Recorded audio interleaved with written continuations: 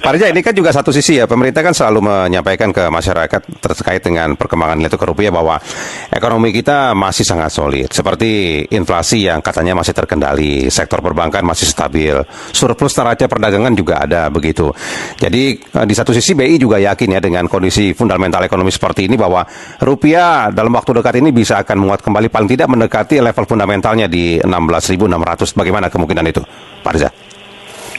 Ya, kalau kita bicara masalah BI menetapkan di 16.500 itu kan targetnya APBN ya. Ya. APBN memang segitu target ya gitu. Ya. Jadi memang apapun yang dikerjakan oleh pemerintah dan BI gitu ya, dengan segala kekuasaannya mereka, ya mereka harus bisa menekan itu dengan cara-cara jangan menghabiskan cadangan devisa yang ada tentunya apapun itu. Tapi yang jelas adalah setiap pengusaha ekspor gitu ya, menghasilkan uang untuk negara ini, menghasilkan devisa untuk negara ini, ada baiknya memang jangan dipersulit gitu loh.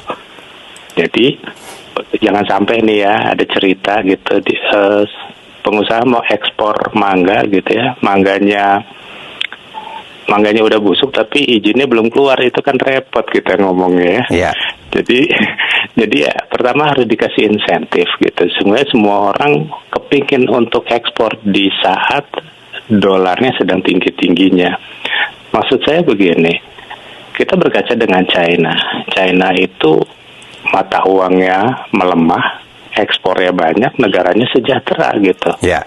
Kenapa kita nggak melihat itu sebagai suatu solusi gitu ya? Mereka negaranya bertujuan ekspor aja semuanya gitu. Yeah. Kan kita ini kan negaranya apa aja bisa diekspor sebenarnya ya. Yeah. Apa aja bisa tumbuh gitu. Kenapa kita harus banyak impor? Kenapa nggak itu kita mulai kendalikan? Kira-kira itu sih. Ya, nah oke, nah ini kan ada juga yang menyebut bahwa ada faktor eksternal dan faktor internal, seperti Pak Reza juga sebutkan tadi ya.